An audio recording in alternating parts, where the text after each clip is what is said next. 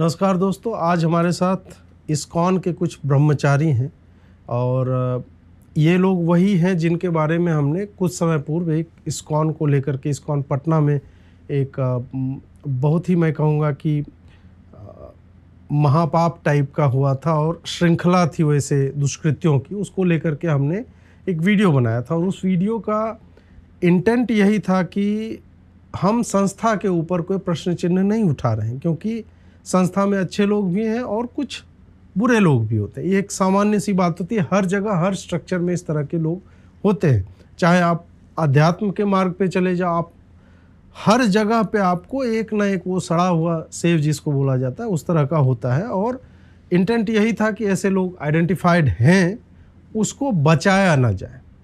अब क्या हुआ कि वो केस चल रहा था कुछ समय से, और केस का निराकरण जो करने वाली संस्था इस्कॉन ब्यूरो होती है, उसके कुछ मैंने मेल्स पढ़े, वो इतने हास्यास्पद हैं कि जिसमें आरोपित और जो अक्यूज्ड है, अपराधी है, ये दोनों ही, जो लोग आरोप लगा रहे हैं और अपराध करने, दोनों को समान दंड दिया गया है।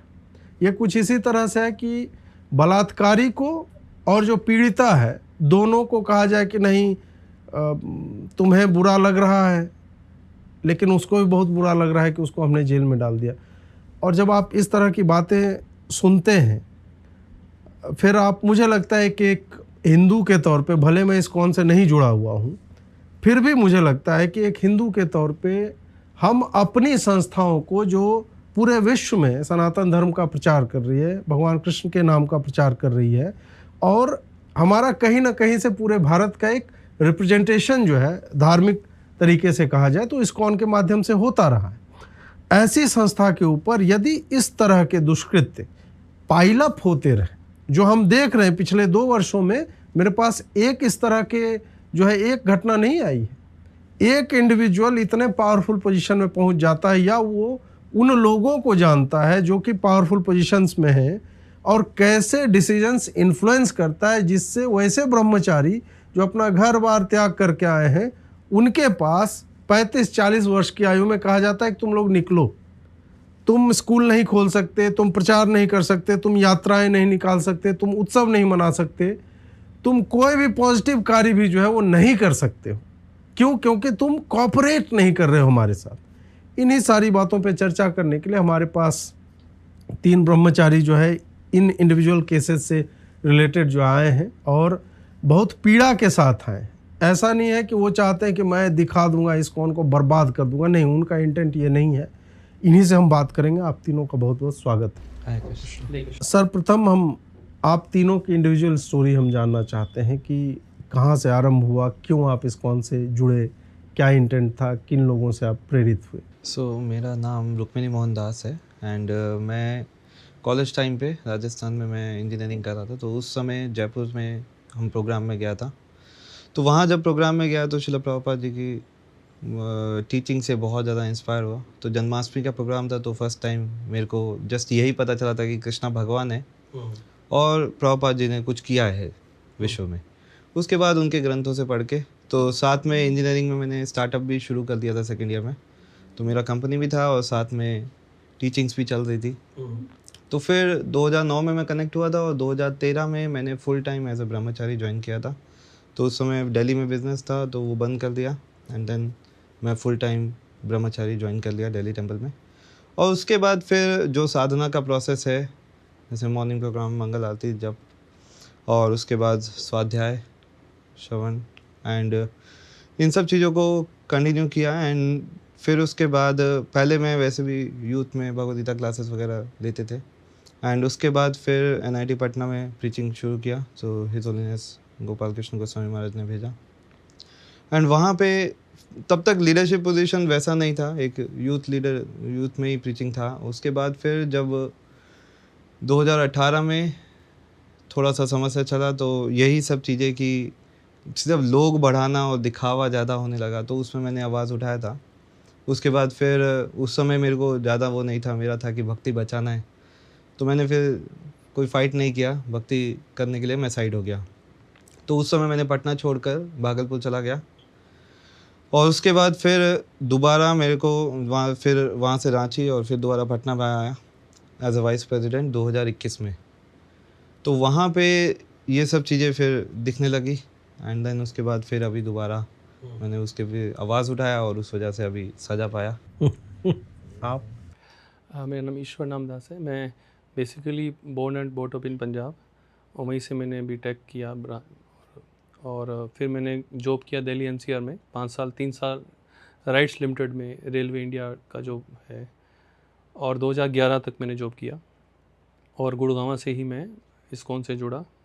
सबसे पहले भक्ति विकास महाराज जी वहाँ पे हैं, तो वहाँ पे आए थे, और फिर मैं दिल्ली मंदिर में ज्वाइन किया 2011 में ही, पर मुझे गोपाल कृष्ण गोसाई महाराज जी के द्वारा।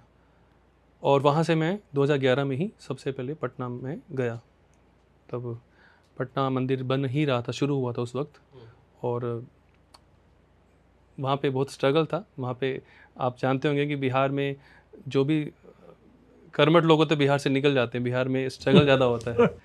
और तो मुझे वहाँ पे स्ट्रगल करना पड़ा। फिर कुछ सालों के बाद प्रभु जी आए वहाँ पर बिहार में, उसके बाद कुछ देर बाद तो हम लोग थोड़ा, मुझे अच्छा लगा कि यहाँ कुछ भक्त हैं यहाँ पे, और हमने प्रचार किया मिलकर भक्ति वगैरह का, कॉलेज में, बाहर भी।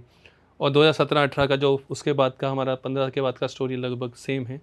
हमें अच्छे भक्त मिले, और शास्त्रों में बोला गया कि अच्छे भक्तों का संग मिल जाए तो सबसे बड़ी बात होती है, और फिर वो हमने संग छोड़ा नहीं, और इसी के कारण उनसे लगाव है। फिर मैं भागलपुर में चला गया, लेकिन इनके आने के बाद ही हमारा भक्ति का जो रिलेशन है वो बना रहा। इसके कारण हमने दुनिया को बताने का प्रयास किया सबको कि भाई आप जो हो रहा है गलत हो रहा है, लेकिन हमें वो आपको पता ही है कि फिर हमको बोला गया कि भाई तुम दुनिया के ठेका थोड़ी ले रखे हो, तुम अपना संभालो बस। और काफ़ी चीज़ें हुई, लालच दिया गया, सब कुछ किया गया। तो तब से फिर हमको भी हटने के लिए बोला गया, क्योंकि हम आवाज़ उठा रहे हैं। और उसके बाद ये सीन आपके सामने है। आप? हरे कृष्णा, मैं रक्षक गिरधारी दास। मैंने अपना मतलब born and brought up in Delhi, और मैंने अपना ग्रेजुएशन आईपी यूनिवर्सिटी से पास आउट हूँ मैं, दिल्ली से ही। और फिर मैंने जॉब किया एमएनसी में गुड़गांव में, देन ओखला। उसके बाद फाइनली 2015 में मैं बिहार गया था परम पूज्य गोपाल कृष्ण गोस्वामी महाराज के कहने पे।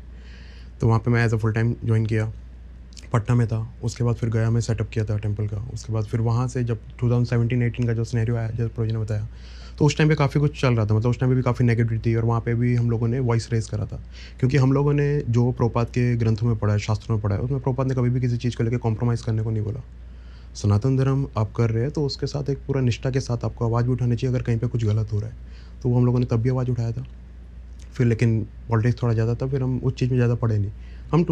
और उस टाइम पे ये भी था कि परम पूज्य गोपाल कृष्ण महाराज बीच में इन्वॉल्व आ गए थे, तो उन्होंने मतलब हमारे साथ जो लोग नेगेटिव करना चाह रहे थे उनको नेगेटिव करने से मतलब पीछे हटा दिया था, क्योंकि महाराज वो एक वो केयर वाला मूड उनका बहुत ज़्यादा रहता है। तो उन्होंने प्रोटेक्शन दिया अच्छे से कि ये लोग आप लोग इनको बर्बाद मत करो। और बर्बाद करने वाले उस टाइम पे भी जो लोग थे और इस टाइम पे भी जो लोग थे, दोनों सेम है। तो उस टाइम पे भी देवकीनंदन जी और बाकी लोग थे, अभी भी टाइम पे वही है, सुंदर गोपाल है, बाकी सब ये लोग हैं। तो उस टाइम पे हम लोग लेकिन अपना प्रीचिंग करते रहे। 2018 से मैं भागलपुर में था, प्रीचिंग कर रहा था। फिर बीच में रांची गए, फिर उसके बाद मैं वापस भागलपुर में था, प्रभु जी बीच में फरीदाबाद गए थे, फिर वापस पटना। तो अभी हम लोग प्रीचिंग कर रहे थे, यूथ प्रीचिंग करते हैं। जैसे IIIT भागलपुर है, वहाँ पे क्लासेस होता है। भागलपुर इंजीनियरिंग कॉलेज है, वहाँ पे क्लासेस होता है। इसके अलावा बाकी जो हमारे जितने भी मैरिड लोग होते हैं, उनके कपल्स होते हैं, उनके लिए क्लासेस अलग होता है। तो सबके लिए, क्योंकि सबकी प्रॉब्लम अलग अलग है, तो सबके लिए क्लासेस भी अलग अलग रहती है, ताकि उनको प्रॉपर एक सॉल्यूशन मिल सके अपनी लाइफ का। तो वो एक प्रॉपर रहता है। लेकिन मेन प्रॉब्लम शुरू हुई जब प्रभु जी ने वॉइस रेज करा, कुछ जैसे जो पटना में कुछ गलत एक्टिविटीज़ हो रही थी उसके खिलाफ उन्होंने आवाज़ रेज करा। तो हम लोग सपोर्ट करने गए, क्योंकि एक्चुअल में इनके साथ काफ़ी कुछ गलत हो रहा था। तो हम लोग जब सपोर्ट करने गए तो हमको रोक दिया गया कि तुम सपोर्ट क्यों कर रहे हो, तुम भागलपुर में अलग हो, पटना अलग है, तो तुम्हें बीच में आने की ज़रूरत नहीं है। मतलब मुझे ये चीज़ समझनी है कि जब जिस टाइम पे बांग्लादेश में इस्कॉन में प्रॉब्लम आया था, उस टाइम पे फिर इंडिया के डिवोटीज जस्टिस की मांग क्यों कर रहे थे? अगर आपको, क्योंकि बांग्लादेश तो अलग है, इंडिया अलग है, फिर आपको जस्टिस मांगना ही नहीं चाहिए था। अगर मैं तो सेम स्टेट में, मैं तो बिहार में हूँ, अगर पटना में कुछ गलत हो रहा है, मुझे दिख रहा है, सब पूरी कम्युनिटी को दिख रहा है, और अगर मैं मतलब जस्टिस के लिए आवाज़ उठा रहा हूँ, तो उस टाइम पे रोका क्यों जा रहा है? तो कहीं ना कहीं वो चीज़ें एक खली। और फिर फाइनली उसके बाद तो फिर पूरी सीरीज ला गई। उन्होंने पूरा मतलब बर्बाद करने का भी ट्राई किया, कॉम्प्रोमाइज़ का भी ट्राई किया, जान से मारने की धमकी तो रोज ही मिलती है, और फाइनली एक बार जान से मारने का ट्राई भी कर दिया, जो वीडियो आप लोगों ने देखा ही था पहले। थोड़ा सा मुझे ये, क्योंकि इस्कॉन मूवमेंट बिहार के लिए बहुत नया है, ये बहुत ही अभी मतलब कुछ समय पूर्व जो है वो चालू हुआ है। जैसे बेगूसराय में मेरा जो ज़िला है, तो अभी हाल ही में एक यात्रा जो निकली थी, रथ यात्रा, पहली बार और बिहार में मुझे नहीं लगता है कि उससे बड़ी रथ यात्रा, उससे बड़ी भीड़ जो है वो निकली होगी। थोड़ा सा मुझे समझाइए कि बिहार में ये जोन जो है, इसमें हालांकि बंगाल जो है वो गढ़ रहा है, लेकिन उसके बगल में बिहार, यहाँ पे राम नाम ज़्यादा चलता है बिहार में। तो यहाँ पे आपको इस्कॉन को इस्टेब्लिश करने में या उसमें मतलब ये पूरा जोन जो है, इसका थोड़ा सा कहानी समझाइए। मतलब कि हम क्या कर रहे हैं या फिर इस्कॉन क्या कर रहा है? इस्कॉन क्या कर रहा है, कैसे आया इस्कॉन वहाँ पे? जैसे एक सिंपल सी चीज़ कि एक मंदिर कोई बनाएगा, सबकी जड़ में, आप सब लोगों की समस्या की जड़ में एक मंदिर है, और मंदिर के लिए जमीन किसने दिया, फंड किसने इकट्ठा किया, वो व्यक्ति इसकी जड़ में है। मैं वो समझना चाह रहा हूँ कि इस्कॉन जब आता है फिर क्या क्या उसको समस्याएं होती, कौन सॉल्यूशंस दे रहा था, कहाँ से लोग आ रहे थे। जैसे एक पूरा परिवार है, एक परिवार है जो उस गांव से मुझे लगता है 10-12 लोग निकले हैं, और वो अलग अलग जगहों पे या तो अध्यक्ष हैं, वाइस प्रेसिडेंट हैं, सेक्रेटरी हैं, इस तरह के पदों पे। वो थोड़ा सा बताइए। तो बेसिकली क्या है कि बिहार, जैसे आपने बताया कि पहले इस्कॉन बड़े बड़े मंदिरों को, बड़े बड़े शहरों को ही कवर कर रहा था, छोटे जगह पे नहीं था। तो जुहू एक बहुत बड़ा मंदिर है जो प्रभुपाद जी ने ही एस्टेब्लिश किया था। तो वहाँ से लोगों को, कुछ लोगों को भेजा गया, जिसमें कृष्ण का पद लगभग 90 आई थिंक 86, 87 या 90s की, आप 90 की बात कर लो। तो उस वक्त वो यहाँ पर आए थे। होता क्या है ना कि आइडेंटिफिकेशन ऑफ इंटेंट नहीं हो पाता, और ये जो बिहार से जो लोग जाते हैं रोजगार के लिए बड़े शहरों में, और उनको इजी एक सपोर्ट मिल जाता है मंदिर में, आप पैसा इकट्ठा कीजिए मंदिर के लिए और आपको उसमें से कुछ फंड मिल जाएगा। तो इस तरह से ये लोग जुड़े थे, चाहे आप देवकी नंदन जी कह लो, चाहे कृष्ण कृपा कह लो। और उनको अभी ट्रेनिंग नहीं हुआ है, कुछ नहीं है, और उनको भेज दिया गया बिहार में कि आपको बिहार में कुछ करना है, आपका होम टाउन है तो वहीं पे जाके बनाओ। तो ये आ गए। स्पिरिचुअल अंडरस्टैंडिंग तो आप देख ही चुके हैं उनकी, आपने देखी भी थी, पढ़ा भी था। और उनको बना दिया गया इंचार्ज, और उनको क्या करना है, पैसा इकट्ठा करना सिखाया गया, पैसा मांगना है, उसमें से तुमको इतना कमीशन मिलेगा। पैसा मिलता है जो लोग पैसा लेके आते हैं। तो उन्होंने फिर एक हमारा प्रक्रिया चलती सदस्य बनाना। तो बिहार भर में घूम घूम के इनके लोगों ने, जो भी इनकी टीम बनाई, अपने गांव वालों को ले आए, ज़्यादातर जान पहचान के लोगों को ले आए, और उनको का टारगेट दे दिया, आपको मेंबर बनाना है, आपको इतना पैसा मिलेगा। इस तरीके से पूरे बिहार झारखंड में घूम घूम के उन्होंने मल्टी लेवल मार्केटिंग स्कीम एक तरह से चल रही थी। लगभग 10-12 हज़ार मेंबर बनाए गए। एक मेंबर से 20,000, 25,000, 30,000, 35,000 ऐसा जो टाइम था, क्योंकि हर बार जो लाइफ मेंबरशिप का वो अमाउंट है वो चेंज हो रहा था। अभी वो बढ़ गया है। तो पैसा लाए गए। और उसके अलावा एलन पोद्दार जी हैं, एक बहुत बड़े व्यक्ति हैं, जिन्होंने अकेले 25 करोड़ रुपए डोनेट किए। उन्होंने देखा कि इतना पैसा आ गया फिर भी मंदिर बन नहीं रहा है, मंदिर ही बन ही नहीं रहा है। तो उन्होंने फिर वो इन्वॉल्व हुए, फिर जाके मंदिर लगभग, अभी भी बहुत कमियां हैं मंदिर में, पूरा नहीं हुआ है। हमेशा वो बोलते रहते हैं मेरे ऊपर लोन है, मेरे ऊपर लोन है, लेकिन मंदिर की एक्चुअल वैल्यूएशन 28 करोड़ है और पैसा 100 करोड़ से ऊपर लग चुका है।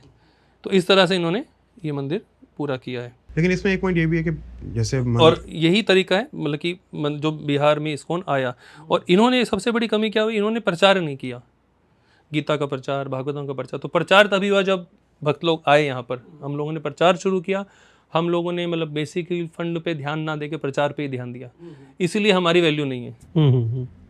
तो थोड़ा सा ये भी रुक्मिणी जी, आप जैसे कि आप इस पूरे केस में सेंटर में एक तरह से इन्वॉल्व थे। मोहन जी, हाँ, वही, मतलब हमारे लिए सब एक ही हैं। तो वो थोड़ा सा बताइए कि आप जब गए पटना में, वहाँ पे क्या परिस्थिति क्या थी, ऐसा क्या हुआ? हालांकि लोगों ने देखा है कृष्ण कृपादास जी जिस तरह की भक्ति कर रहे थे, तो हम लोगों ने देखी है, वो कहानी भी हमने इनको बताई है। परंतु फिर भी आप जब गए तो आपको ये वाला वीडियो तो बहुत पुराना है, लेकिन पता चला जुलाई 2024 में, जो हमने दिखाया, और अभी भी स्क्रीन पे हम थोड़ा सा ब्लर करके हम डाल रहे हैं। तो देख लीजिए, ये पटना के मंदिर के सर्वे सर्वा हैं, और ये जो लड़की इसमें दिख रही है आपको, ये लड़की इनकी होने वाली बहू थी। मतलब इनके सुपुत्र के साथ बात चल रही थी कि इनका विवाह जो है उनके साथ करवाना है। फिर उनका इंटेंट जान करके लड़की ने उनको एक तरह से आप स्टिंग ऑपरेशन कह लो कि वो किया, और वो यहाँ पे आपको दिख रहे हैं। आपको कब पता चला कि आप जिस संस्था से जुड़े हैं, पटना में जिस मंदिर के साथ जुड़े हैं, वहाँ इस तरह के लोग हैं?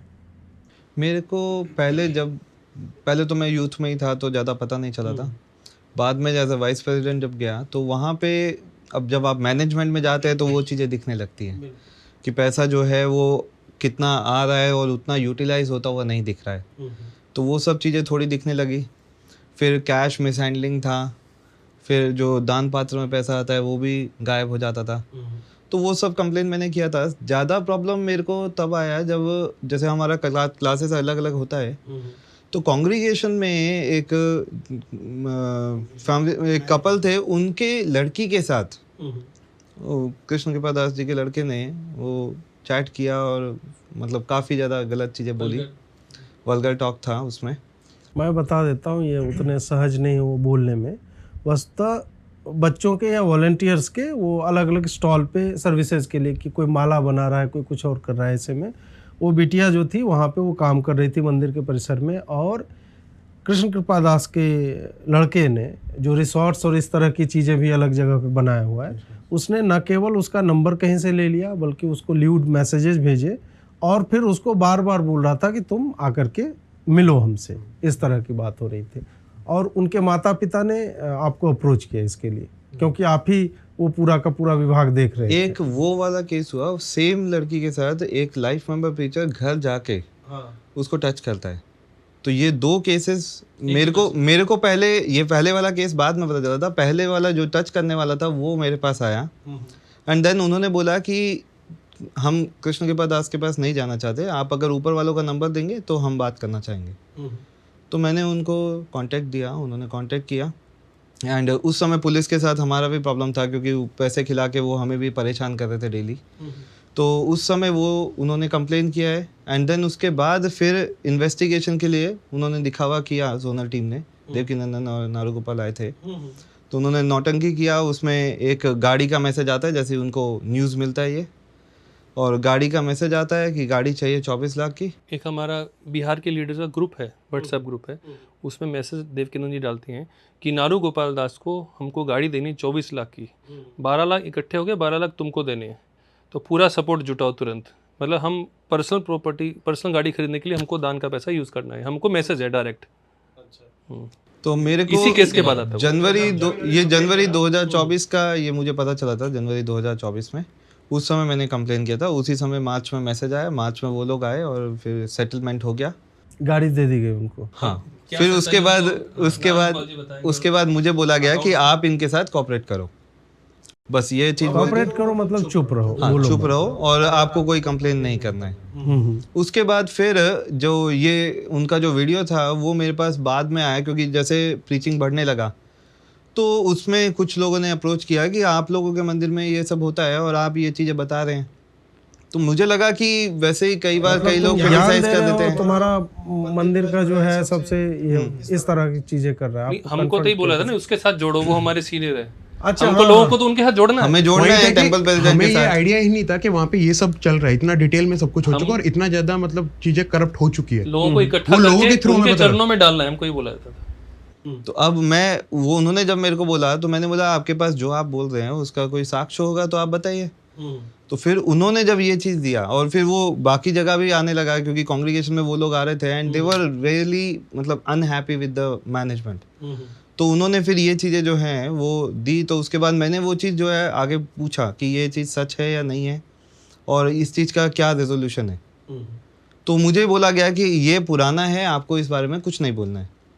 तो मैंने बोला कि सबके पास है, किसी दिन ये मीडिया में भी जाएगा, तो आपको ये तो देखना पड़ेगा कि अगर कोई चीज़ गलत हुई है तो आपको जवाब तो देना पड़ेगा। और पब्लिक भी ये चीजें एक्सेप्ट नहीं करी ना कि आप किसी मंदिर में जा रहे हो, वहाँ पे लीडर इस तरह की अवस्था में बैठा है, वो अपने आप भी तो अनसेफ फील करेगा ना वहाँ पे। बिल्कुल बिल्कुल। उसका इंस्पेक्शन भी हुआ है, इंस्पेक्शन में पाया गया वो गलत है और उसके रेजोल्यूशन में बोला गया 25 माला कीजिए। सब कुछ है सबके साथ। हाँ वो तो है, वो हमने पिछले वीडियो में मतलब डाला था कि भाई 25 माला कीजिए, सुबह शाम जो है वो गंगा स्नान कर दीजिए तो गंगा मैया पाप जो है वो धो देगी, इतना करके। और इसमें पुलिस को इन्वॉल्व नहीं किया गया नहीं था। किया गया। पॉक्सो में, जबकि ये वो पॉक्सो नहीं था, ऑटोमेटिकली होता वो है। पॉक्सो नहीं था। अच्छा, वो पॉक्सो तो जो चाइल्ड अब्यूज केसेस थे उसमें पॉक्सो को इन्वॉल्व नहीं किया। मैंने जब ये चीज बोला तो उन्होंने बोला कि ये आपकी जिम्मेदारी नहीं है, वाइस प्रेसिडेंट जो है वो सिर्फ असिस्ट करेगा प्रेसिडेंट को, आप यहाँ पे वो करिए और आप इधर चुप रहिए। इवन मैं जो लोकल पुलिस है उसको भी पैसा गिरा के मेरे को तंग करने के लिए लगा दिया था। तो उसके बाद से वो लोग भी रेगुलर हमें परेशान करते रहते थे अलग अलग बहाने से। तो वो स्थिति था और ये चीज़ रिपोर्ट नहीं किया गया और बार बार मैंने उस चीज़ का रेजोल्यूशन मांगा, उस वजह से मेरे को क्रिमिनल बोल दिया कि आप बहुत गलत कर रहे हैं। आप मैं- वैश्न अपराध कर रहे हैं। वैष्णव तो ठीक है, बाद में इनको निकालने के लिए जब बोला कि आप निकल जाओ, देवकीनंदन जी के साथ इनका एक कन्वर्सेशन है जिसमें वो साफ साफ कह रहे हैं कि भाई तूने उसके बेटे की कंप्लेंट करी इसलिए तू बाहर निकल। तो ये प्रॉपर उसका प्रूफ है, ऑडियो प्रूफ है। और इनका कोई वो नहीं, सिर्फ एक रीजन, क्या रीजन कि तुम जस्टिस के लिए स्टैंड क्यों ले रहे हो, तुम उसके बेटे की कंप्लेंट क्यों कर रहे हो, उनके इसलिए साथ तुम बाहर निकलो। कोऑपरेट नहीं किया अध्यक्ष के साथ। इन्होंने बोला भी है, इसका मतलब मुझे कांड छुपाने चाहिए थे।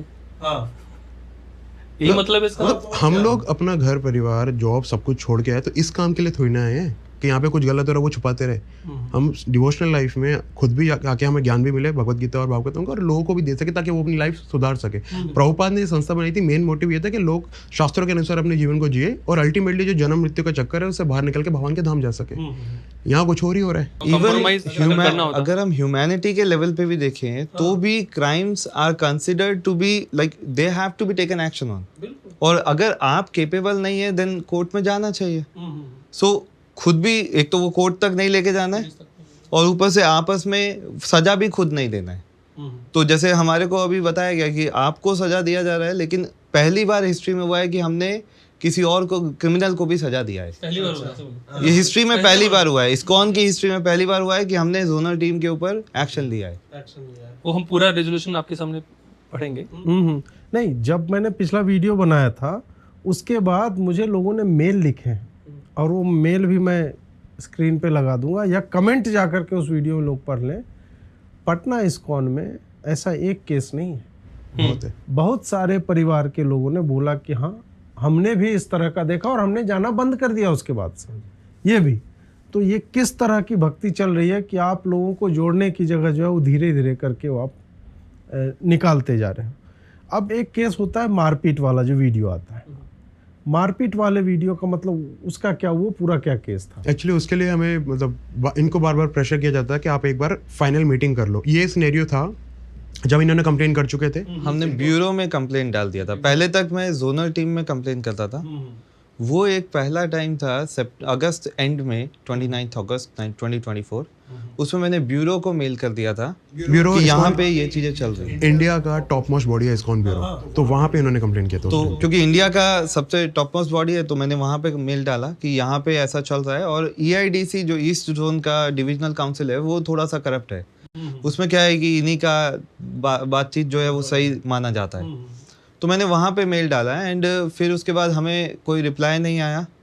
तो हम 2 सितंबर को वहाँ जुहू में मीटिंग होने वाला था, हम वहाँ पे गए, रिक्वेस्ट भी किया तो हमें डांट दिया गया। एक तो हम लोग वहाँ पे आके बैठे हुए थे कि हमें 5 मिनट का समय दे दीजिए। सुन लो कम से कम हमारी बात। तो हमारा स्थिति बहुत ख़राब है क्योंकि उस समय तक ऑलरेडी डेथ थ्रेट्स मिल रहे थे सब ब्रह्मचारी को।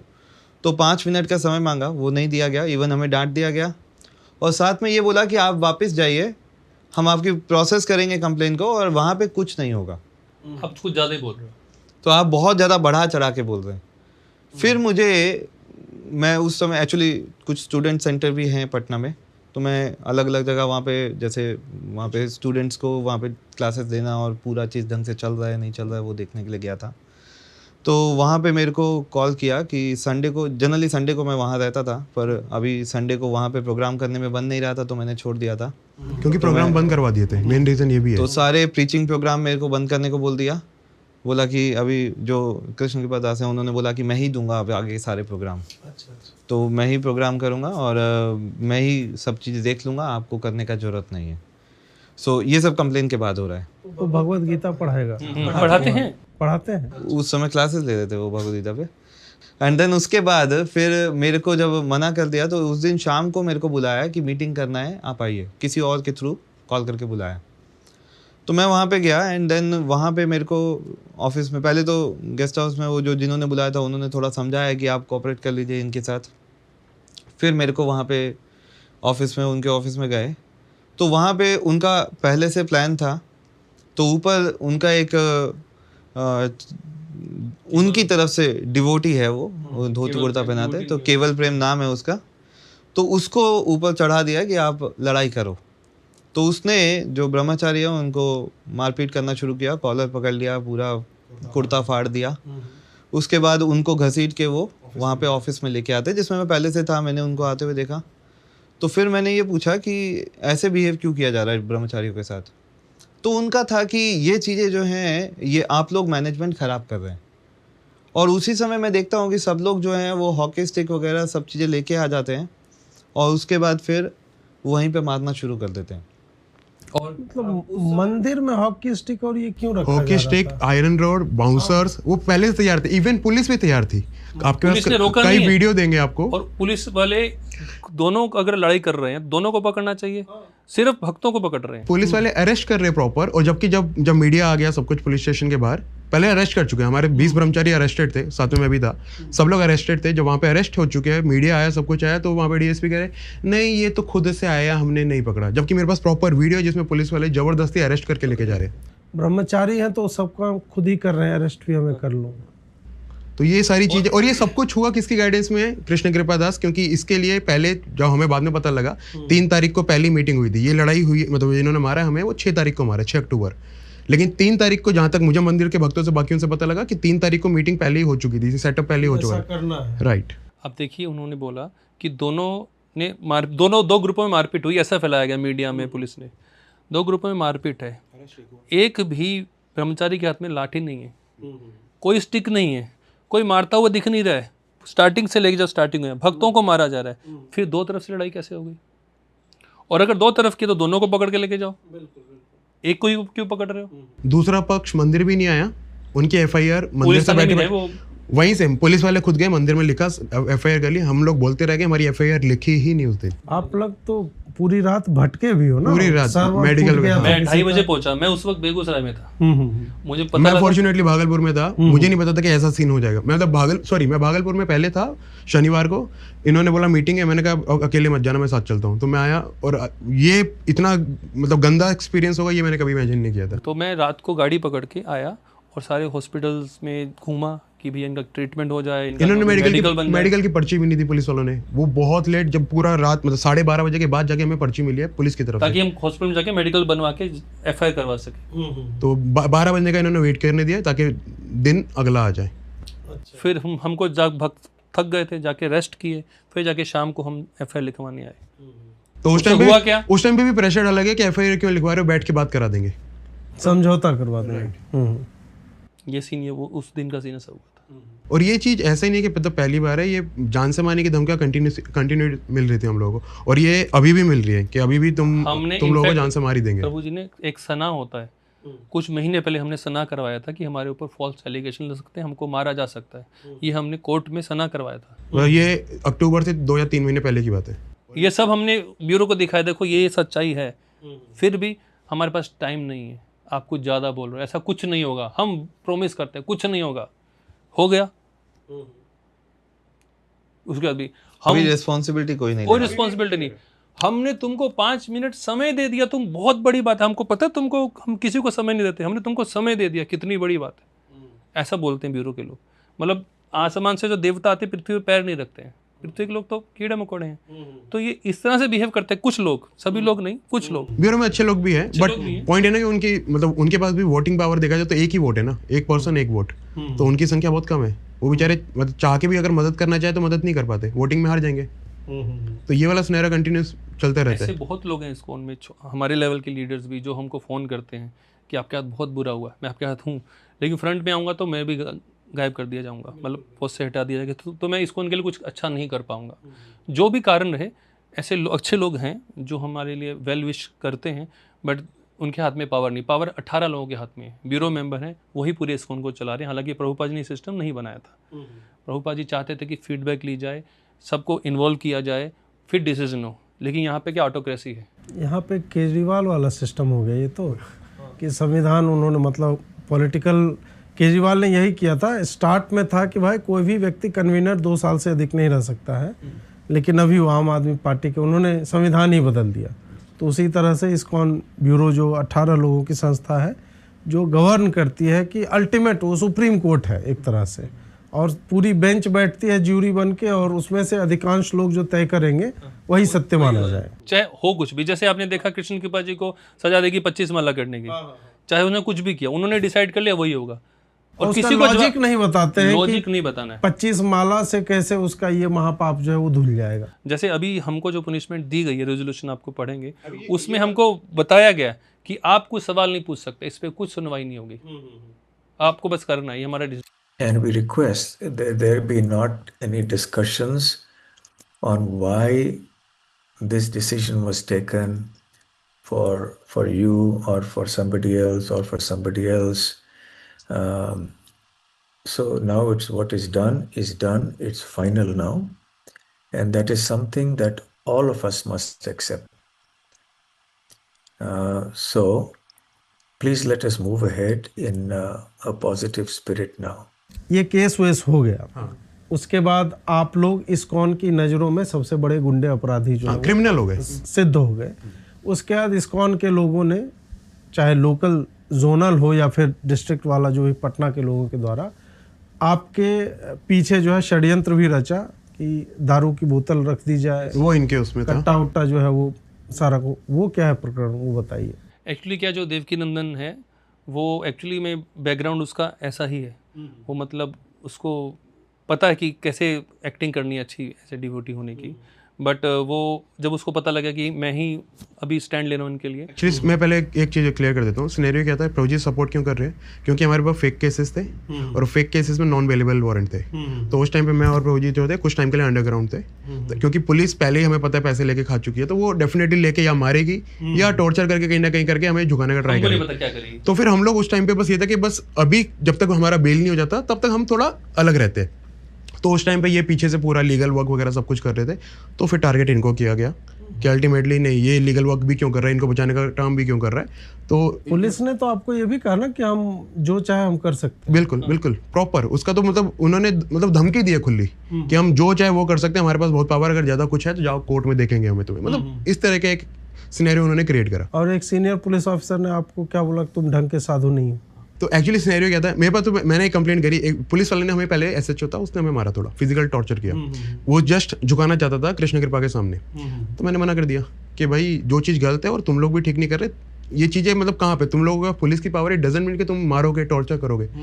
एंड ही सेड कि नहीं हम जो चाहे वो कर सकते हैं। फिर उसका सीनियर आया, मैंने उसको कंप्लेंट करी, मैंने कहा ये फिजिकल टॉर्चर कर रहा है। ही सेड कि तुम साधु कैसे हो, मैंने कहा क्यों, बोला साधु दूसरों के अंदर कमियां नहीं देखता, वो मार भी रहे तो आपको माफ कर देना चाहिए। मैंने कहा ये क्या लॉजिक है, मैं कंप्लेन कर रहा हूँ कि वो मार रहा है मुझे।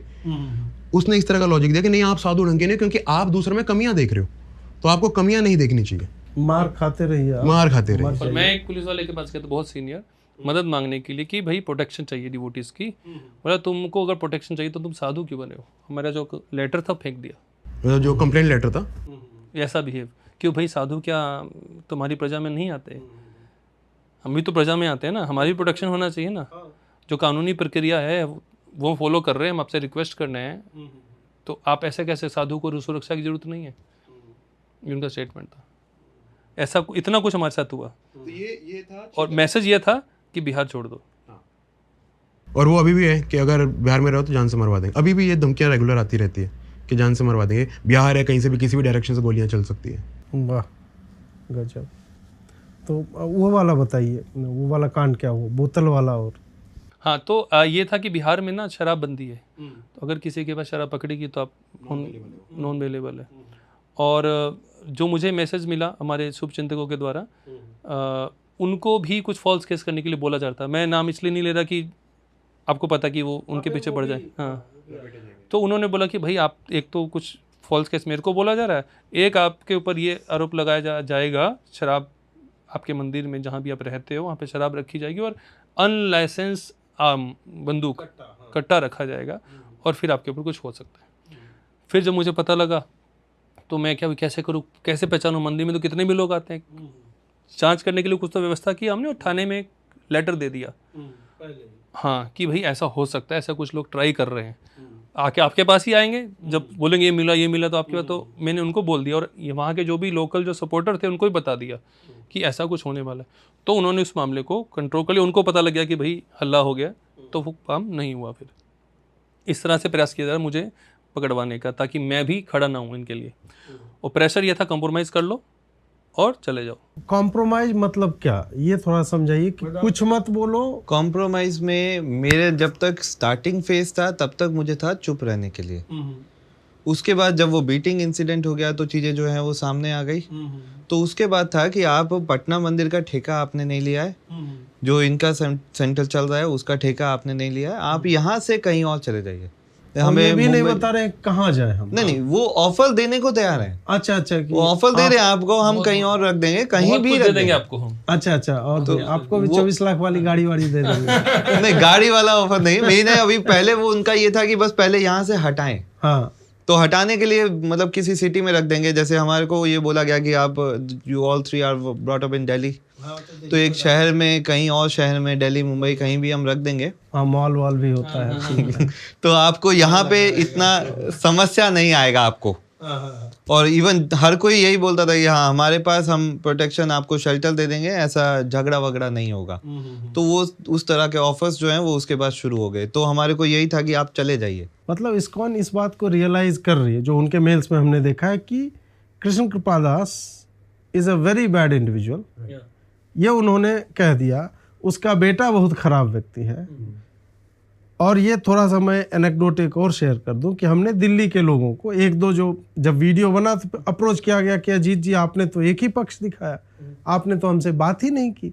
मैंने बोला कि ठीक है, बात कर रहा हूँ, बताइए आप। तो हमने उनको वीडियो एविडेंस दिया कि मैंने बोला कि जो हमने दिखाया है उसमें आप बता दीजिए क्या वो व्यक्ति उस लड़की के सामने नंगा है या नहीं।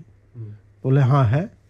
मैंने बोला उसके बेटे ने ऐसा ऐसा किया है या नहीं, आपके इंटरनल मेल है मेरे पास, उसमें है। तो बोला हाँ है।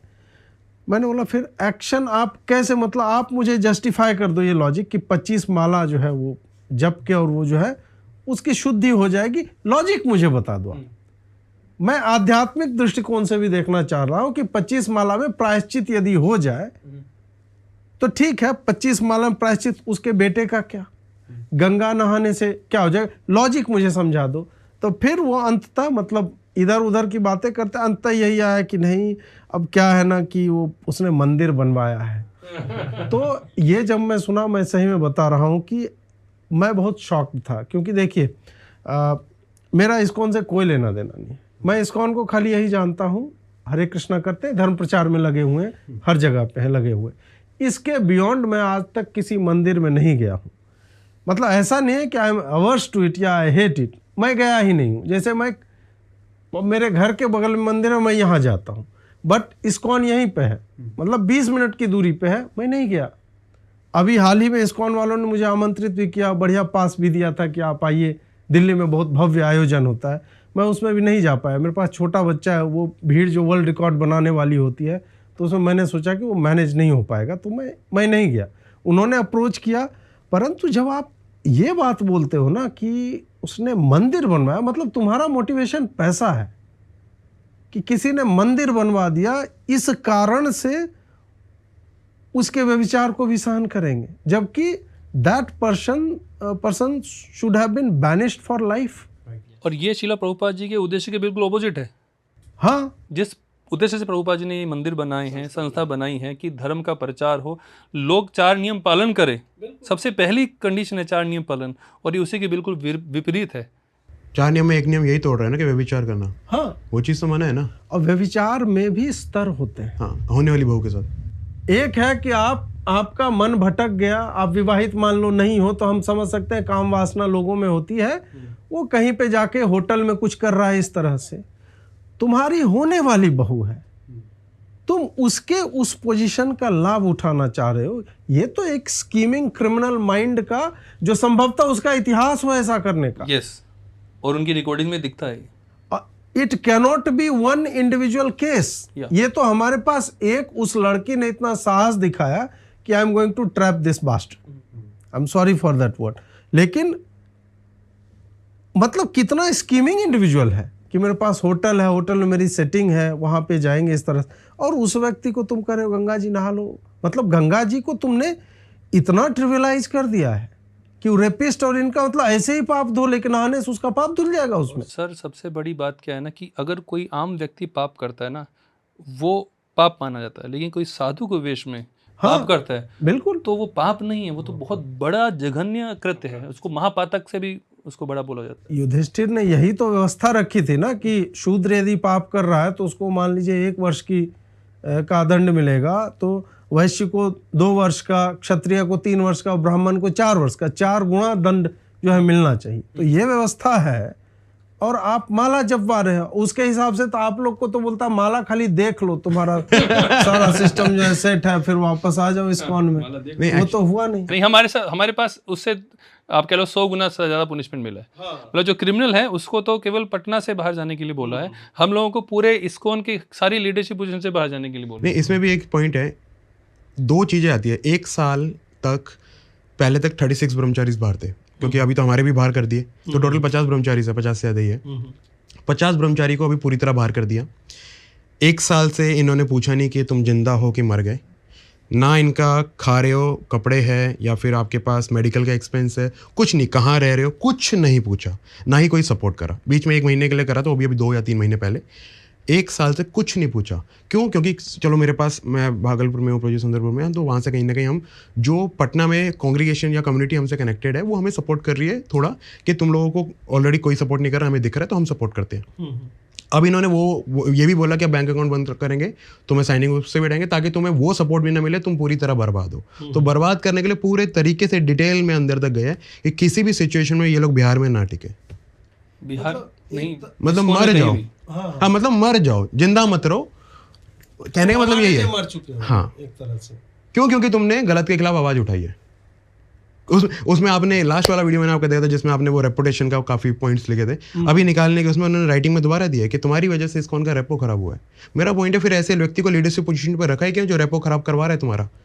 क्योंकि वो बंदा क्रिमिनल एक्टिविटी कर रहा है, तभी तो हम आवाज उठा रहे हैं। नहीं तो इस्कॉन वाले यही तो बोल रहे हैं कि कर रहा है तो बताने क्या आवश्यकता है।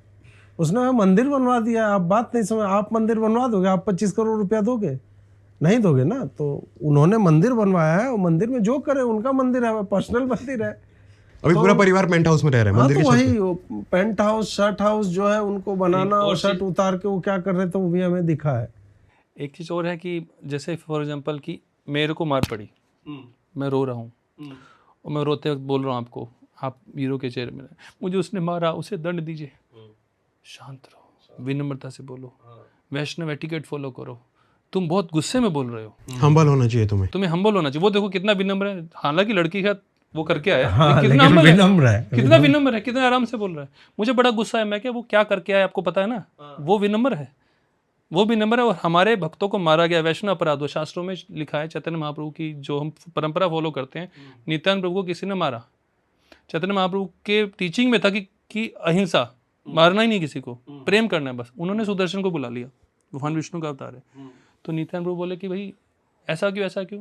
बोले वैष्णव अपराध का ये दंड है, वैष्णव अपराध मैं सहन नहीं कर सकता। जैसे नरसिंह देव आए प्रहलाद के लिए, वो सहन करने लायक नहीं था। हमारे शास्त्रों में लिखा अगर वैष्णव को मारा जाए तो ये सहन करने लायक नहीं, वहां पे गुस्सा आना चाहिए। बिल्कुल, हमको सिखा रहे हैं गुस्सा नहीं करना तुमको। भगवान कृष्ण ने गुस्सा नहीं किया? बिल्कुल किया। भगवान कृष्ण ने अपना नियम नहीं तोड़ा, जो प्रतिज्ञा ली थी। वो कहा है सुदर्शन ले क्यों उतर गए? उनको नहीं उतरना चाहिए था। जिनकी हम पूजा कर रहे हैं, जब वो बर्दाश्त अधर्म को नहीं कर रहे हैं तो फिर हम कैसे कर सकते हैं? नहीं, रेजोल्यूशन में एक पॉइंट ये भी है, मतलब रेजोल्यूशन क्या हमने मेल किया था, तो उसमें एक मतलब ये जो आपने आया ना कि भगवान बर्दाश्त नहीं कर रहे, तो एक पॉइंट ये भी आया है कि जब अगर कोई भी तुम्हें सपोर्ट नहीं कर रहा है, तुम छोड़ दो ना, भगवान देखेंगे कर्म क्या होते हैं। तो मेरा पॉइंट है, फिर ये प्रभुपाद ने इतने ऑर्गेनाइजेशन स्ट्रक्चर बनाए क्यों है? ऑर्गेनाइजेशन स्ट्रक्चर का पर्पस है कि कोई अगर कुछ गलत हो रहा है तो आपको वो रिस्पॉन्सिबिलिटी मिली है वो ठीक करने का। अगर सब कुछ भगवान के भरोसे ही छोड़ना है तो आप भी छोड़ो। हाँ, पूरी ऑर्गेनाइजेशन छोड़ दो। इस्कॉन क्यों चल रहा है फिर? सब कुछ कृष्ण भगवान ने तो नहीं उपदेश में कहा कि एक इस्कॉन बनेगा कलयुग में, ऐसा तो नहीं कहा है उन्होंने कहा नाम का प्रचार हो। अब नाम के प्रचार के लिए हमने तंत्र बनाए हैं, हम स्ट्रक्चर्स बनाए हैं कि भाई गृहस्थ जो है अपना जीवन जी रहा है, उसको कैसे हम उसके जीवन में धार्मिक बातें, शास्त्र की बातें हम कैसे इंट्रोड्यूस करेंगे, उसके लिए स्ट्रक्चर्स आवश्यक हैं, चाहे वो रामचरितमानस के माध्यम से हो, राधा कृष्ण के माध्यम से हो, अन्य माध्यमों से हो, और वहाँ पे ये सब चल रहा है। मैंने आपने जो एक मेल अभी जो है आपका लेटेस्ट, थोड़ा उसके बारे में बताइए, वो कितना मज़ेदार मेल है। वो मैं स्क्रीन पे भी डाल दूंगा वो मेल। एक्चुअली वो जीबीसी के चेयर, मतलब ब्यूरो के ऊपर जो फाइनल ओवरऑल पूरे इस्कॉन को देख रहे हैं जीबीसी, मतलब रिव्यू पिटिशन जहाँ पे जाता है, राष्ट्रपति टाइप के वो हाँ होते जी। हैं। तो वहाँ गया, वहाँ इन्होंने मेल किया था 3-4 दिन पहले कि ब्यूरो ने इस तरह का डिसीजन लिया है, और ब्यूरो का डिसीजन भी जो है ना, मतलब बाकियों को इन्होंने बस सर्कुलेट किया कि इनको निकाल दिया। क्यों निकाला वो रीजन नहीं बताया किसी को, वो रीजन हमारे पास है। वो डॉक्यूमेंट भी है, हाँ, लेकिन वो है। एक ही सर्कुलेशन में है, एक करा, दूसरा इनको निकाल दिया गया। क्यों कुछ निकाला कारणों गया? से। हाँ, फॉर सम रीजन। कारण हमको बताया, हमें अपने निकलने के कारण बताया और बाकियों को बस ये बताया निकाल दिया है। और ये चीज़ जो है ये बहुत ज़्यादा इम्पोर्टेंट रहता है, क्योंकि मैंने इतने टाइम में ये देखा है कि कोई भी अगर आवाज़ उठाता है पहले उसे अकेला कर दिया जाता है, बाकी सबको बता दिया जाता है कि ये गलत व्यक्ति है, इसके साथ मतलब इसके साथ मत रहो और इसकी बातें जो है इस पे पूरा ध्यान भी रखो। तो वो चीज़ें जब होती हैं उसके बाद फिर अब आप बोल नहीं सकते और सब आपको वो परेशान करने के लिए आएंगे, कल्प्रिट माने। और उसके बाद आपको क्रिमिनल घोषित कर दिया जाएगा। फिर उसके बाद वो व्यक्ति वैसे ही टूट जाता है और अकेला पड़ जाता है। हमारे केस में एक चीज़ अच्छा था कि 50 ब्रह्मचारी एक साथ हैं, फिर कांग्रीगेशन साथ में है, कम्युनिटी मेंबर्स हैं, तो उस वजह से एक मतलब एक हिम्मत मिल जाती है। आप जैसे लोग साथ में हैं। तो जैसे अभी मैंने ये कुछ दिन पहले ही किया था, गोवर्धन प्रभु तो ये हैं, जीबीसी के चेयरमैन है, पूरे इस्कॉन का एक हेड होता है, वो ये है। तो चेयरमैन है, उनको मैंने पूछा था कि ऐसा रेजोल्यूशन निकला है और ये रेजोल्यूशन में मैंने सारे पॉइंट्स दिए कि क्या कैसे ये पॉइंट्स गलत हैं, मतलब जो जो उन्होंने निकालने के रीज़न बताए सारी चीज़ें मैंने बताया है कि कैसे ये चीज़ें जो हैं वो उन्होंने गलत कंक्लूजन दिया है।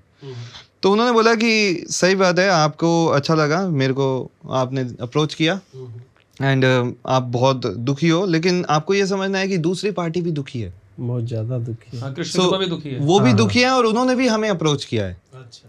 तो अब इस चीज को एक क्रिमिनल पॉइंट ऑफ व्यू से हटा के एक कॉन्फ्लिक्ट वे में उन्होंने बोला कि कॉन्फ्लिक्ट है, आप भी दुखी हो, वो भी दुखी हैं, मीडिएशन एक तरह से नहीं हो पाया, तो इस वजह से हमने बैलेंस करते हुए उन्होंने ब्यूरो ने ये किया है कि आपको भी निकाला जाए वोटिंग से, और इतना समय लगा के हाँ, इसमें वो due यहाँ process पहुंचे, फॉलो हुआ है। यहाँ पे वो पहुंचे हैं। तो उसके बाद फिर अब हमें ये कर, अब आपको ये चीज मान लेना चाहिए।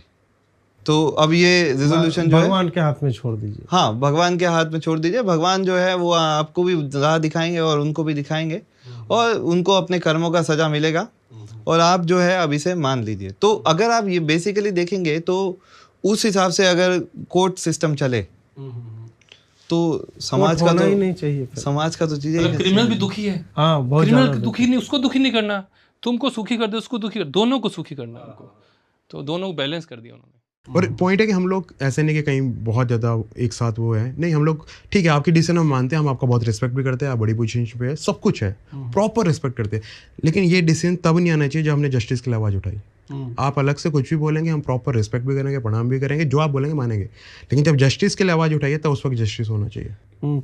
और इसमें भी बेसिकली देखिए, जस्टिस आप अपने लिए मांग भी नहीं रहे हो, आप उस बच्ची के लिए जस्टिस मांग रहे हो ना, क्योंकि एक के साथ कर रहा है, मतलब उसका हिस्ट्री रहा होगा इस तरह। तीन केसेस तो हमें पता है, वही मैं बोल रहा हूँ ना कि 2-3 आया है, इसका मतलब पीछे हो सकता है 300 हो। वो हर लड़की को उसी तरह से देखता होगा कि हम इसको एक्सप्लॉइट कर सकते हैं, नहीं। तो आप न्याय भी मांग रहे हैं उन बच्चियों के लिए। आपके जीवन में है क्या? कुर्ता है, धोती है, एक झोला है, इसके बियॉन्ड आपके पास कुछ नहीं है। इसी कारण संभवतः आप ये रिस्क भी ले रहे हो कि इस्कॉन 200 जगहों से केस कर दे आपके ऊपर। संभावना है, संभवतः आपको बताया भी होगा कि तुम अगर इस बात को लेके पब्लिक जाओगे तो हम तुम्हें जो है बर्बाद कर देंगे। अब भक्ति की राह चला, मैं वही सोच रहा हूँ कि आपको कितना कोई बर्बाद कर देगा, मुझे ये समझ में नहीं आ रहा है, क्या बर्बाद। हम हमारी तो मैं तो ये सोच रखा था कि भाई जेल जाएंगे, वहाँ बैठ के माला कर लेंगे बस, और प्रोटेक्टेड रहेंगे संभवतः।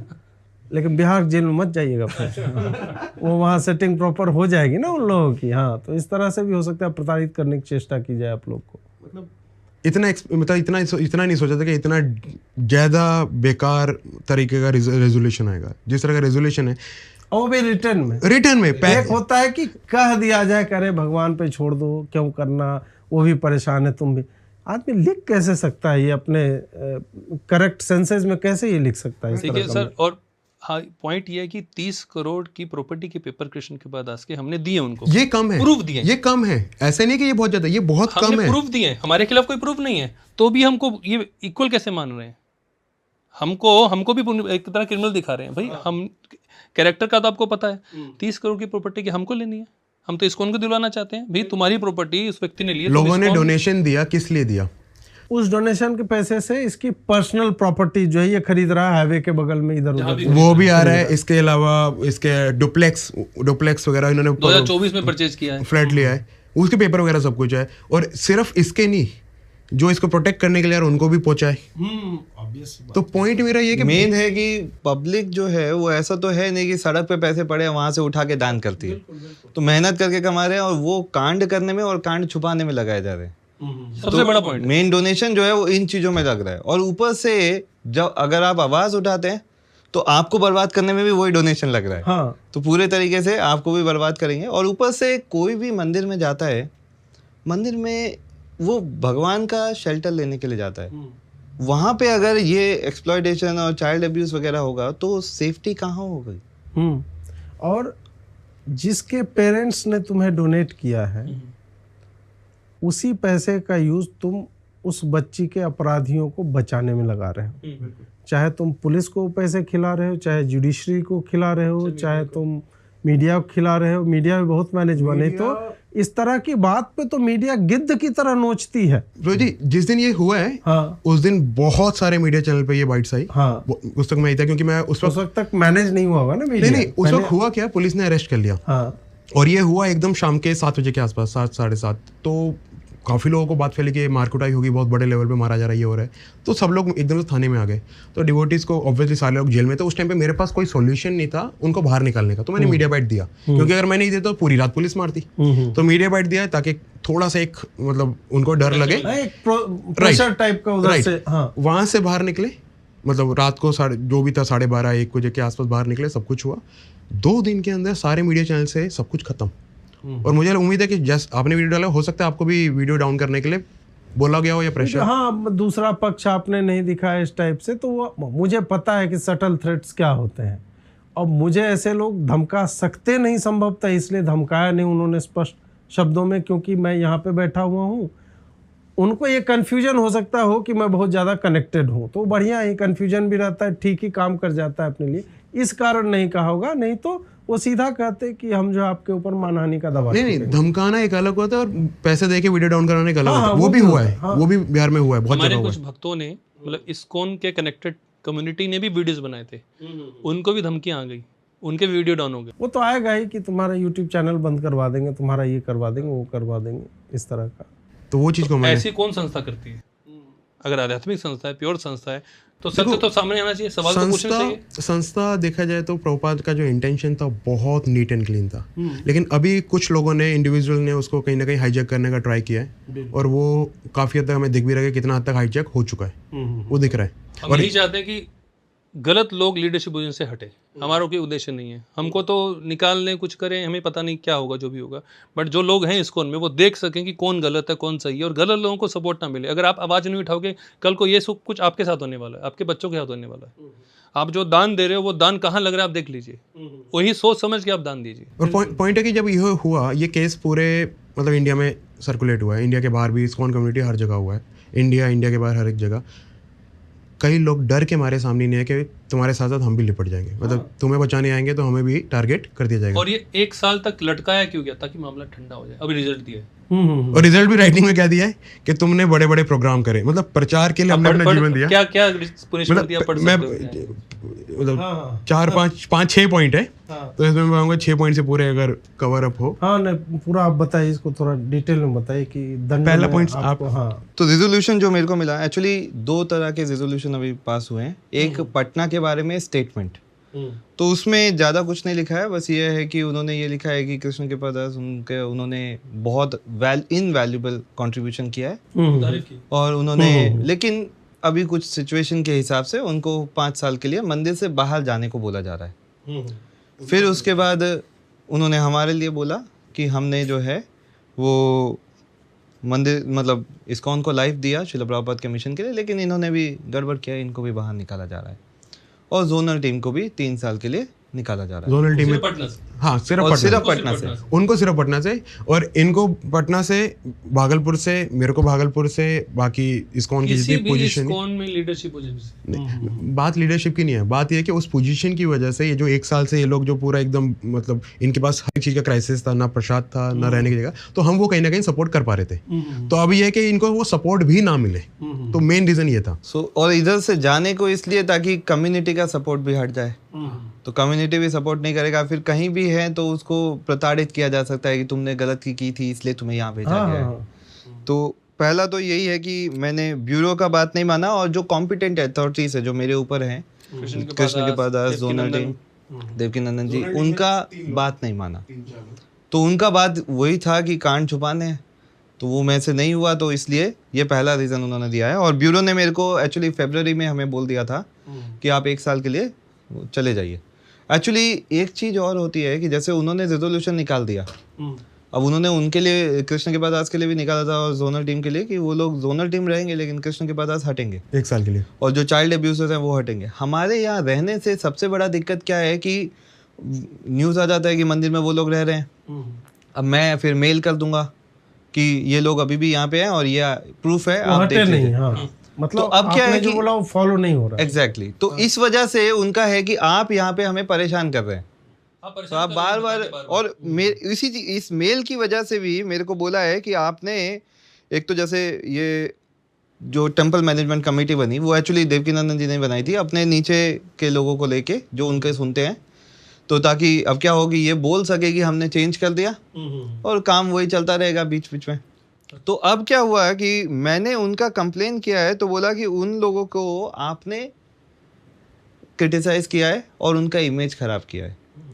क्योंकि और मैंने पब्लिकली कुछ नहीं बोला है, मैंने डायरेक्टली उनको मेल किया है सिर्फ ये बताने के लिए कि ये जो टेम्पल मैनेजमेंट कमेटी है ये उन्हीं को सपोर्ट कर दिया, सारे क्रिमिनल जैसे जिन्होंने इनको मारा वो मंदिर में ही रह रहे हैं, मंदिर से पैसा उठा रहे हैं, मंदिर की फैसिलिटी ले रहे हैं, और आप हमको बता रहे हो हमने उनको हटा दिया, तो हम उनको बता रहे नहीं हटे, वो अभी भी वही है। हाँ हम ये बता रहे हैं कृष्ण की फैमिली मंदिर में रह रही है अभी भी, चाइल्ड अब्यूजर भी वही है।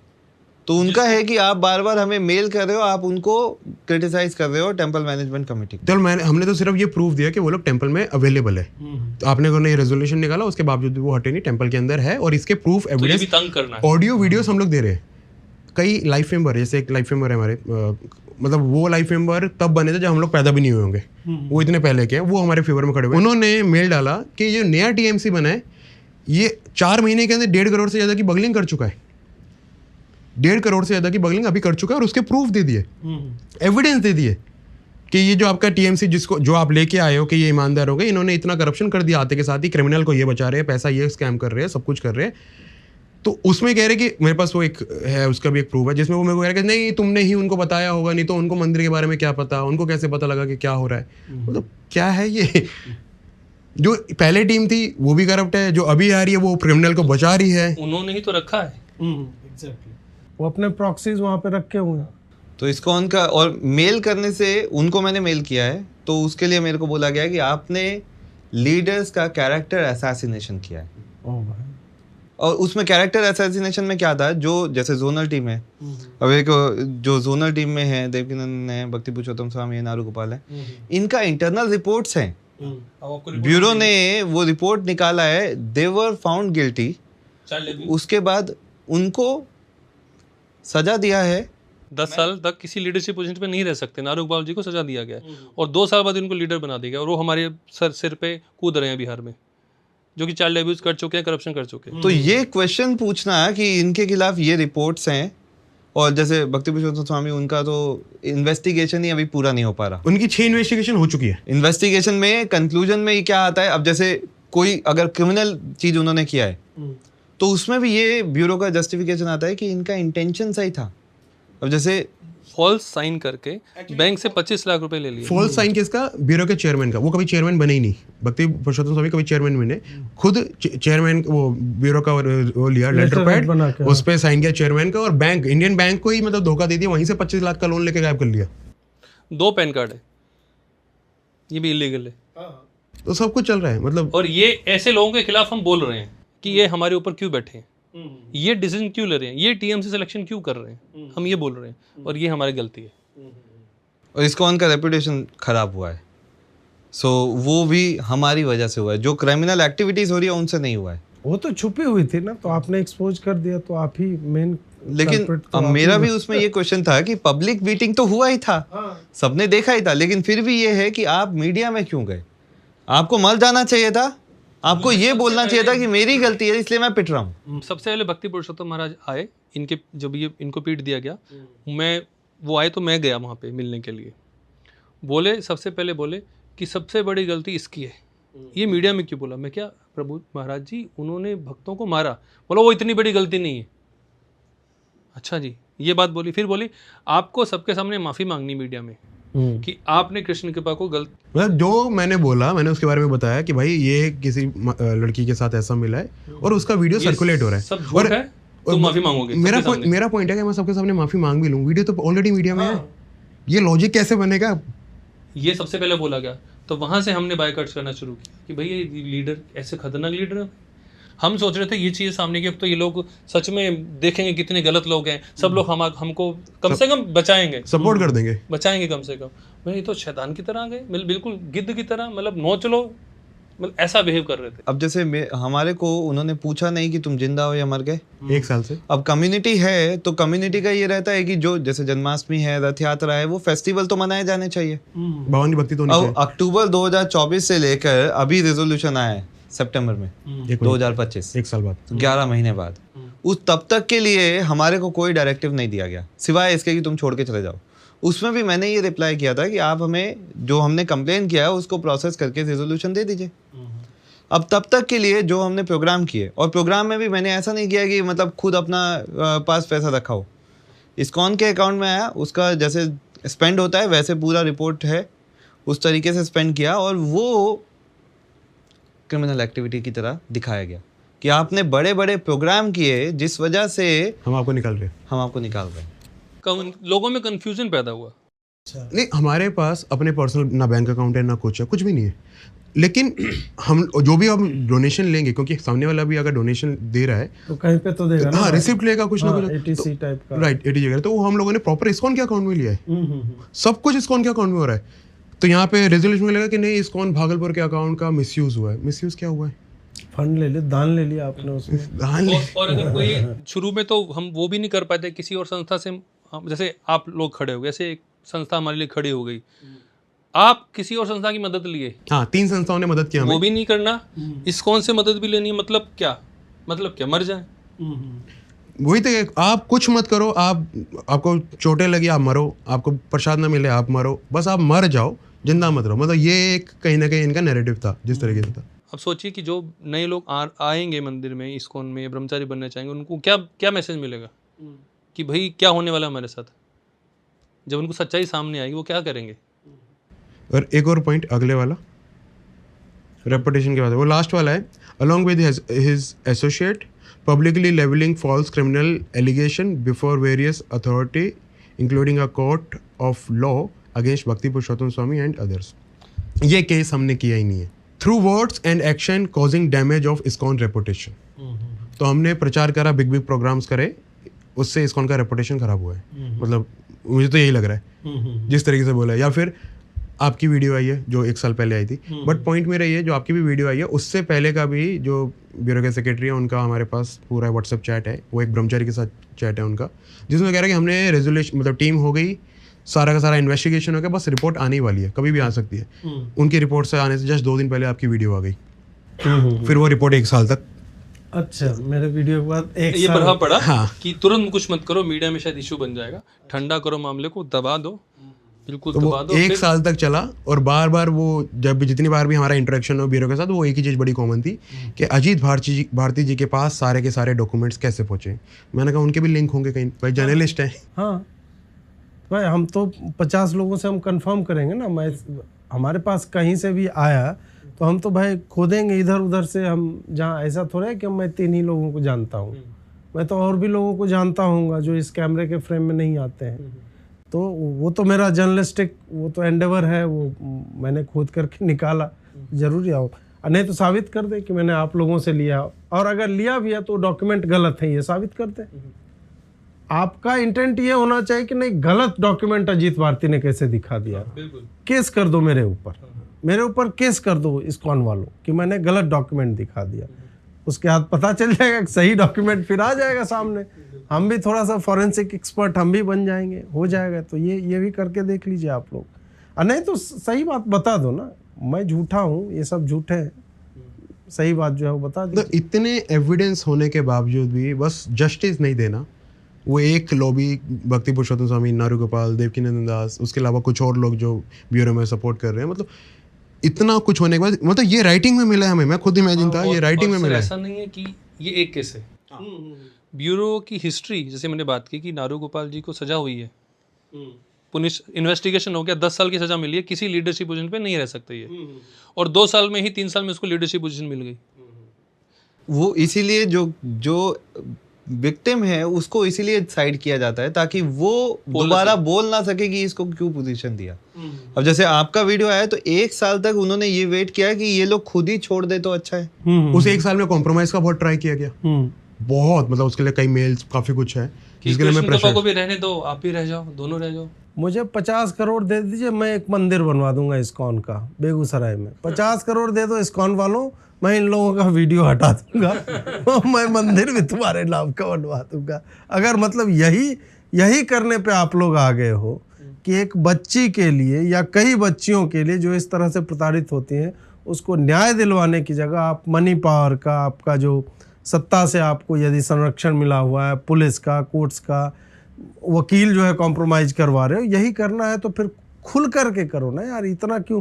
एक आप बता रहे थे कोई किसी पे मर्डर का भी चार्ज वार्ज लगा था, अभी जस्ट 1 महीने पहले, 2 महीने पहले एक व्यक्ति अरेस्ट हुआ है। हाँ। और वो मर्डर आई थिंक 2021 का है, उसमें कितना सच्चा कितना झूठ हमें आइडिया नहीं है, लेकिन ऐसा घटना मायापुर में हुआ है। वो मायापुर और वो जो डिवोटी सेंटर थे है जिनका एक मर्डर हुआ है, डिवोटी की फैमिली ने ऑलरेडी वो बोला था बार बार, हाँ कि ऐसा सुना हो नहीं सकता गया, है, सुना नहीं गया। जैसे आप लोग बार बार बोल रहे हो उसको सुना नहीं जाएगा तो और भी बच्चियां विक्टिम बनती रहेंगी फ्यूचर में। और ये वही मैं बोल रहा हूँ कि ये चर्च के पैरेलल हो जाएगा एक तरह से कि भाई जैसे चर्च में चाइल्ड अब्यूज़, ननों के साथ अब्यूज़ ये होता था, और ये जब फटा तो पूरा जो है कैथोलिक चर्च हिल जाता है और उससे भक्तिभाव जो है एक तरह से कम होता है। एक संस्था पे डाउट की बात नहीं है, फिर दूसरे संस्थाओं पे भी डाउट जाएगा, बोलेगा अरे ये तो ऐसे हरि नाम करते हैं और पीछे में ये सारा कुछ चलता रहता है। तो क्लेंजिंग की जगह एक तरह से वो प्रोटेक्शन। और हमारा पॉइंट ये है कि चलिए ठीक है, आप चाह रहे हैं कि संस्था इतनी बड़ी है, नाम बदनाम ना, कोई बात नहीं, हम भी आपको सपोर्ट करते हैं। आप जो क्रिमिनल प्रूफ हो गया उसको उस पोजीशन से हटा दीजिए कम से कम, हम थोड़ी करें, हमको पोजीशन दे दीजिए। हम ऐसे लोगों के अंडर काम नहीं कर सकते। हमने अपना जीवन दिया है, गवर्नमेंट जॉब छोड़ के आए, कोई प्राइवेट जॉब छोड़ के, कोई बिजनेस छोड़ के आया है एमएनसी में, वो व्यक्ति ऐसे करप्टेड व्यक्ति नीचे काम क्यों करेगा? अब अगर यही करना होता, कॉम्प्रोमाइज ही करना था, तो अपनी नौकरी में बिजनेसमैन नहीं कर लेते। बिल्कुल, और पैसा ही यदि बनाना होता तो आदमी नौकरी करेगा। ये और थोड़ा सा मुझे ये भी बताइए प्रोसेस क्या होता है आपकी साधना, जैसे कि आप सीख कर रहे हो कि मैं प्रभावित हूँ, मुझे बढ़िया लग रहा है इस्कॉन, मैं उसमें ब्रह्मचारी बनना चाहता हूँ, क्या प्रोसेस है शुद्धिकरण का, ये सब का क्या है? तो वैसे तो एक्चुअली ये भी टेम्पल बाय टेम्पल हो जाता है।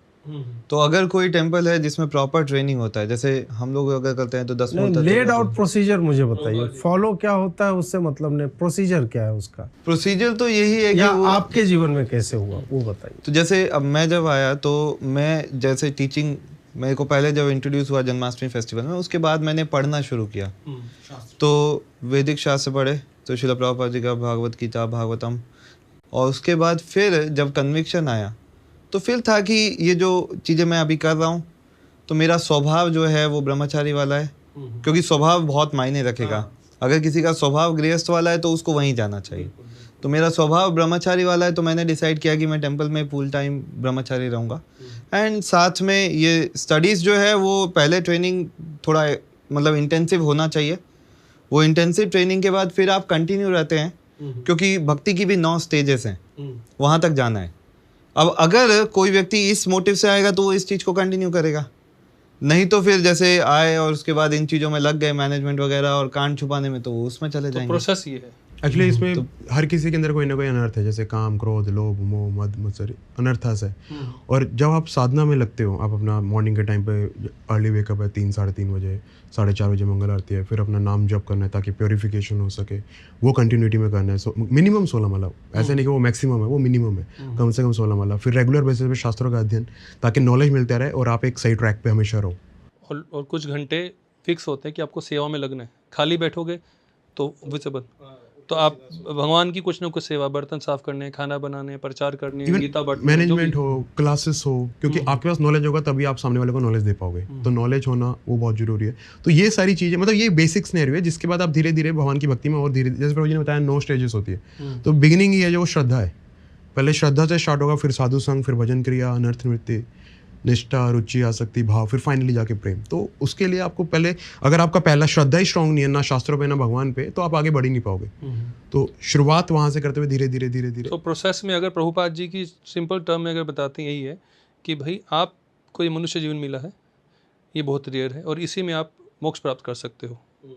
और मोक्ष भगवान कृष्ण की भक्ति से मिलेगा, माध्यम है हरे कृष्ण महामंत्र, और भक्तों के संग में इसको अच्छे से आप प्रैक्टिस कर सकते हो। भक्तों के संग के बाहर प्रैक्टिस नहीं कर सकते। तो उसी में स्वभाव आता है कि भक्तों के संग में हम प्रैक्टिस करने के लिए आश्रम में आते हैं। और कुछ लोग होते हैं जो कि गृहस्थ आश्रम में प्रेफर करते हैं, तो वो उनकी फिर कम्युनिटी होती है, वो उस तरह से, मतलब वो उनका भी अपना भक्तों का संग होता है प्रॉपर। तो ये एक मोटिव होता है, ये एक सिस्टम है, मतलब भक्ति में आने का।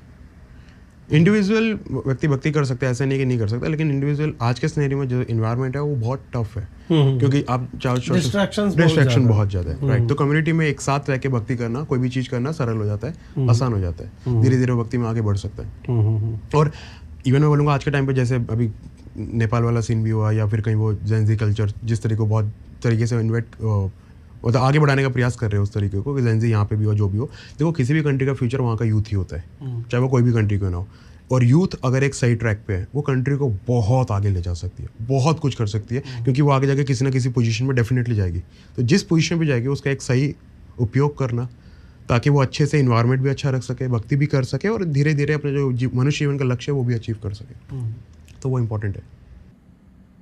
अब आप लोगों का भविष्य क्या है?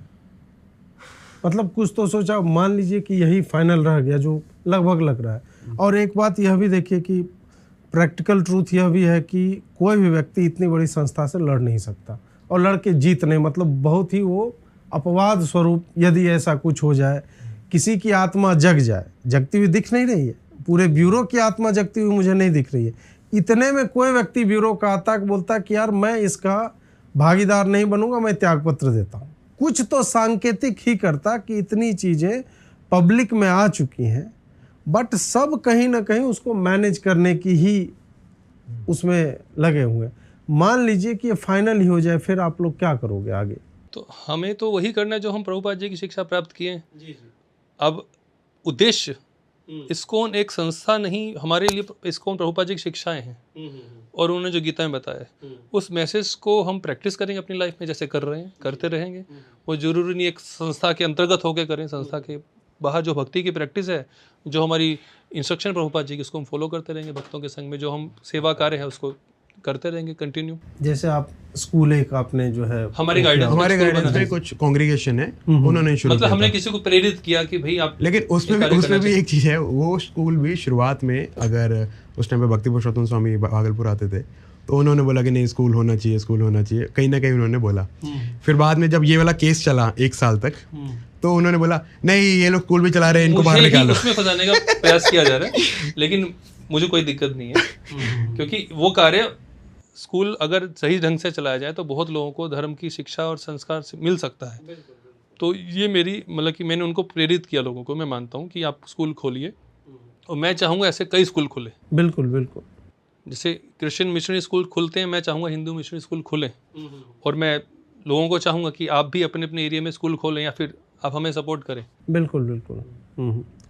तो दोस्तों ये तो मतलब ये एक स्टोरी है, बहुत सारे लोगों के जीवन में इस तरह का चल रहा होगा। इस्कॉन में जिस तरह की बातें हैं, इन 3 लोगों ने साहस दिखा करके, अपने लाइफ पे थ्रेट्स झेल करके, और केस में भी क्या होना है वो आप और हम जानते हैं कि जुडिशरी किस तरह से बिहेव करती है। इनके अपने वकील भी जो है बार बार इनको बदलने पड़ रहे हैं, तो उसमें भी मतलब हर तरफ से आदमी सताया जा रहा है कि किसी तरह से तुम सिस्टम से बाहर निकलो, इसके बारे में कहीं बात मत करो, कोई चर्चा मत करो। मेरा यहाँ पे मतलब एक ही स्वार्थ आप कह सकते हैं कि मैं किसी भी संस्था को ऐसे नीच और निकृष्ट कारणों से बदनाम होते नहीं देखना चाहता। जो हमारे राष्ट्र का कहीं ना कहीं प्रतिनिधित्व करते हैं, जो हमारे शास्त्रों का, हमारे धर्म का, किसी पंथ का प्रतिनिधित्व करते हैं, वो यदि व्यभिचार के कारण, पॉक्सो और चाइल्ड मोलेस्टेशन और चाइल्ड अब्यूज़ के केस के कारण यदि मतलब दुष्चर्चा में आए तो वो मेरे लिए भी कष्टकारी है, एक पत्रकार के तौर पे, एक हिंदू के तौर पे। तो यदि ये बात सामने आई है तो इस्कॉन के ही लोगों से मेरा निवेदन है कि इसको प्रॉपर आप जो है वो सॉल्व करो। ये मत करो, इसको ब्यूरोक्रेटिक हर्डल्स में मत फंसाओ कि ये हमारा ब्यूरो है, ये हमारे ब्यूरो के हेड है, ऐसे करके इन्होंने जो कह दिया फाइनल कुछ भी नहीं है। आप भी जानते हो, हम भी जानते हैं। आपने कह दिया भगवान के ऊपर है, तो भगवान आपको भी देख रहा होगा। और फिर वही बात है कि भगवान में आपकी आस्था नहीं है, आपकी आस्था इस्कॉन के स्ट्रक्चर्स में है कि हम कैसे करके ऊपर से प्रेसिडेंट, वाइस प्रेसिडेंट और सेक्रेटरी और पता नहीं क्या क्या। यदि आप वहाँ तक पहुँचना चाहते हो फिर तो भगवान ही मालिक है, और क्या कहा जाए। तो थोड़ी सद्बुद्धि आपको भगवान कृष्ण दें। आप इन ब्रह्मचारियों के साथ अन्य जो भी लोग हैं उनका जीवन बर्बाद मत कीजिए। अपनी त्रुटियों को स्वीकारना और उसको जो है पूर्णतः उसका निराकरण करना, मुझे लगता है कि आपके गुरुदेव का भी वही ध्येय रहा है, चैतन्य महाप्रभु का भी वही ध्येय रहा है, भगवान कृष्ण का भी रहा है। त्रुटियां सबसे होती हैं, उसको फॉलो कीजिए। और इस केस का ही नहीं, इस तरह के सिस्टम्स जो क्रिएट हो गए हैं उनको कहीं ना कहीं आपको डिसमेंटल करना होगा। गलत लोग वहाँ ना पहुँचे, अच्छे लोगों को जोड़िए, जो आप लोगों का उद्देश्य रहा है। दोस्तों, इनकी लड़ाई जो है वो इंडिविजुअल की लड़ाई अब रही नहीं, ये एक तरह से एक कॉज को लेकर के है। और लीगल लड़ाई में आप जानते हैं कि किस तरह के फंड्स की आवश्यकता होती है, और उसमें यदि आप लोग कुछ सहयोग देना चाहते हैं ऐसे ब्रह्मचारियों को, तो मैं स्क्रीन पे QR कोड लगा रहा हूं, और इस पूरे वीडियो में भी मैं इन्हीं का QR कोड और नंबर दे रहा हूं, ताकि जो भी इससे आप लोगों की तरफ से सहयोग होगा वो यहाँ तक पहुँचे। और जुडिशियल प्रोसेसेस के ही माध्यम से यदि इनकी विजय होती है, इस्कॉन क्या करेगा नहीं करेगा हम नहीं जानते। बहुत बड़ी संस्था है, हम मतलब टकरा तो रहे हैं, उसके बाद क्या होगा वो हमारे हाथ में नहीं है, परंतु फिर भी युद्ध लड़ना हमारे हाथ में है। वो ये लोग लड़ रहे हैं, इनका यदि आप सहयोग करना चाहते हैं तो ये QR कोड है, ये नंबर है, इसके माध्यम से आप भी सहयोग कर सकते हैं। नमस्कार।